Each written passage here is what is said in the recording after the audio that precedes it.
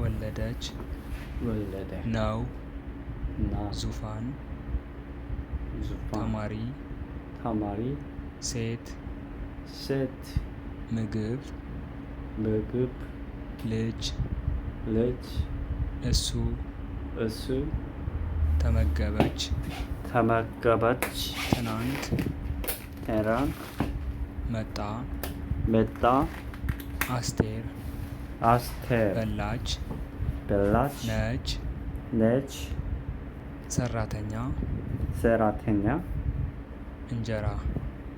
በእነዚህ ቃላቶች ተመርኩሰን አረፍተ ነገር እንመሰርታለን። እነዚህ ቃላቶች ተጠቅመን ነው አረፍተ ነገር የምንመሰርተው። አረፍተ ነገር ማለት አንድን ሀሳብ ሙሉ መልእክት ማስተላለፍ የሚችል ስለ አንድ ነገር ሙሉ መልእክት ማስተላለፍ የሚችል ነገር ነው። አሁን ቃል ጎበዝ ካልን ጎበዝ ማን ነው ለማን ነው አናውቀውም። አረፍተ ነገር ግን ቃላቶችን አጣምረን ስለ አንድ ነገር ሙሉ ምንነት ወይ ደግሞ ስለ አንድ ነገር ሙሉ መረጃ ማወቅ ወይ ደግሞ ማስተላለፍ ነው። ስለዚህ አረፍተ ነገር ስንመሰርት ባለቤት አለ፣ ከዛ ደግሞ ግስ የሚባል አለ። ግስ ማለት ድርጊቱ ማለት ነው። ባለቤት ደግሞ ድርጊቱ የሚፈጽም ነው። ስለዚህ እነዚህን ቀስ እያልን እናያቸዋለን። ዋናው ስራችን ምንድነው? አሁን እነዚህ ቃላቶች ተጠቅመን አብረን አረፍተ ነገር እንመሰርታለን። አረፍተ ነገር ከነዚህ ቃላቶች ያወጣን። አቤል ጎበዝ ተማሪ አሁን እዚህ ጋር ሙሉ ሀሳቡ ሙሉ በሙሉ አቤል ምን አይነት ተማሪ እንደሆነ በዚህ አረፍተ ነገር መግለጽ ይችላል። አቤል ምን አይነት ተማሪ ነው? ጎበዝ ተማሪ ነው። ስለዚህ አቤል የሚለው ድርጊቱ ፈጻሚ ወይ ደግሞ ባለቤት ነው። ጎበዝ የሚለው ገላጭ ነው። ስለዚህ ጎበዝ ተማሪ እንደሆነ ባጭሩ መግለጽ ይችለናል ማለት ነው። አቤል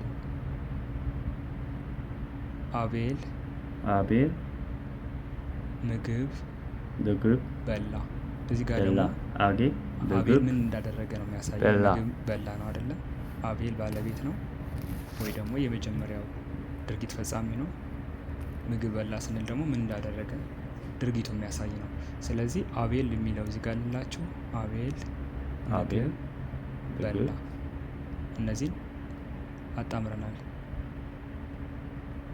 አቤል እየሮጠ መጣ። አቤል እየሮጠ መጣ የሚለው ደግሞ አቤል እዚህ ጋር ልላችሁ እየሮጠ መጣ። እዚህ ጋር ውስጥ ነው የምታገኙት። እዚህ ጋር የጻፍኩላችሁ ነው። እዚህ በስነ ስርዓት አስቀምጠን መጻፍ የምንችለው። ስለዚህ አቤል እየሮጠ መጣ። አስቴር ምግብ ተመገበች። አስቴር ባለቤት ናት። ምግብ ተመገበች የሚለው ደግሞ ድርጊት ነው የሚያሳየን። ስለዚህ ተመገበች ምን እንዳደረገች ነግሮናል። ተመገበች ብሎናል። ስለዚህ ይህ አንድ አረፍተ ነገር ነው፣ ራሱ የቻለ አንድ አረፍተ ነገር ነው። አስቴር ምግብ ተመገበች። አስቴር ጎበዝ ሰራተኛ ነች። አሁን እዚህ ጋር አስቴር የሚለው እዚህ ጋር ያለላችሁ አስቴር ጎበዝ ሰራተኛ ነች። በስርዓት መቀመጥ አለበት። አስቴር ብላችሁ ሰራተኛ ጎበዝ ነች ማለት አትችሉም። ምክንያቱም ሙሉ መልእክት ማስተላለፍ አትችሉም። በዚህ በስርዓት መሆን አለበት። መጀመሪያ ባለቤት መምጣት አለበት። ቀጥሎ ደግሞ እሱ እየሮጠ መጣ። እሱ እየሮጠ መጣ። እሱ ብለን የገለጽነው ባለቤቱ ማን እንደሆነ አይታወቅም። እሷ ብለን መናገር እንችላለን። ስለዚህ እሱ እየሮጠ መጣ። እሱ እየሮጠ መጣ።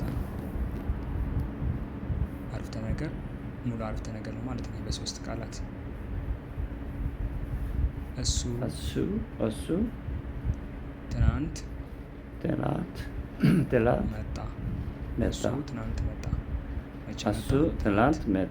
ስለዚህ እሱ ትናንት መጣ። ይሄ ሙሉ አረፍተ ነገር ነው። ሙሉ መልእክት ማስተላለፍ ይችላል። ዙፋን ሴት ልጅ ወለደች። እዚህ ጋር አራት ነጥብ ማድረግላችሁ ምንድነው የሚያሳየው? አረፍተ ነገር ሙሉ አረፍተ ነገር ስለሆነ ነው። አራት ነጥብ የሚቀመጠው አንድ አረፍተ ነገር መጨረሻ ላይ ሲሆን ነው። ስለዚህ ዙፋን ሴት ልጅ ወለደች። ዙፋን ሴት እንጀራ በላች። ዙፋኑን አደረገች፣ እንጀራ በላች።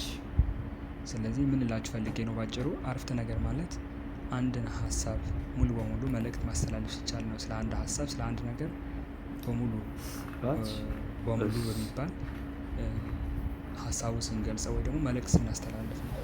ስለዚህ እዚህ ጋር ምን ብለናል? መጀመሪያ አቤል ጎበዝ ተማሪ ነው። አቤል ምን አይነት ተማሪ እንደሆነ የገለጸው ጎበዝ ተማሪ ነው። ስለ አቤል ተናግረናል። ይሄ አረፍተ ነገር ነው። አሁን እዚህ ጋር አቤል ተማሪ ጎበዝ ነው ብለን መናገር አንችልም። ምክንያቱም ሰንስም ያለውም ማለት ስናዳምጠው ለኛ ራሱ ምንም አይነት ስሜት አይፈጥርም። አቤል ጎበዝ ተማሪ ነው ብለን ስንል ግን አረፍተ ነገሩ ሙሉ ሀሳባችን ሙሉ አገኘ ነው ማለት ነው፣ ሳይዘበራረቅ። አቤል ምግብ በላ። አቤል እየሮጠ መጣ። አስቴር ምግብ ተመገበች። አስቴር ጎበዝ ሰራተኛ ነች። እሱ እየሮጠ መጣ። እሱ ትናንት መጣ። መቼ? ትናንት መጣ። ዙፋን ሴት ልጅ ወለደች። ዙፋን ሴት ልጅ ወለደች። ዙፋን እንጀራ በዚህ መደረግ ነገር መስራት ይቻላል እንጂ ቃላት ስላገኛችሁ መደርደር ብቻ አረፍተ ነገር ሊያስብሎ አይችልም። ሙሉ መልእክቱ ሙሉ መሆን አለበት። አሁን እዚህ ጋር ዙፋን በላች እንጀራ ብንል አረፍተ ነገር አይደለም፣ ዝብርቅርቁ ወጥቷል። መጨረሻ ላይ መምጣት ያለበት ግስ ወይ ደግሞ የአንቀጹ ማሰሪያ ነው። መጀመሪያ መምጣት ያለበት ደግሞ ድርጊት ፈጻሚ ወይ ደግሞ ባለቤቱ ነው። አሁን እዚህ ጋር ዙፋን እንጀራ በላች። ምንድን ነው ያደረገችው? ዙፋን እንጀራን የበላቸው። ድርጊት ፈጻሚ ማን ነው? ዙፋን ናት። ስለዚህ መጀመሪያ ላይ መታለች ድርጊት ፈጻሚ ስለሆነች። ድርጊት የተፈጸመበት ደግሞ ማን ነው? እንጀራ ነው፣ ተሳቢ ማለት ነው። ተሳቢው እንጀራ ነው። ድርጊቱ የተፈጸመው ደግሞ ምን አይነት ድርጊት ነው? ያው መብላት ነው። ምግብ ነው የበላችው። በላች የሚለው ግስ ወይ ደግሞ የአንቀጹ ወይ ደግሞ የእንትን ማሰሪያ ነው። ስለዚህ በላች የሚለው ግስ ይሆናል ማለት ነው። ባለቤት መጀመሪያ መምጣት አለበት፣ ግሱ ደግሞ መጨረሻ ላይ። መሀል ላይ ደግሞ ገላጭና ተሳቢ ሊመጡ ይችላሉ። ስለዚህ አረፍተ ነገር ማለት ቃላቶች በስትክክል ገብተው ሙሉ መልእክት ማስተላለፍ ሲችሉ ነው። ዝም ብሎ ቃላት ስለተደረደረ አረፍተ ነገር ሊባል አይችልም። አረፍተ ነገር ላይ ጽፋችሁ ደግሞ መጨረሻ ላይ መምጣት ያለበት 4 ነጥብ ነው፣ እዚህ ጋር እንደምታዩት ማለት ነው። ውድ ቤተሰቦች ለዛሬ እዚህ ላይ ይብቃል። መልካም ቆይታ ይሆንላችሁ። በቀጣይ ቪዲዮ እንገናኛለን።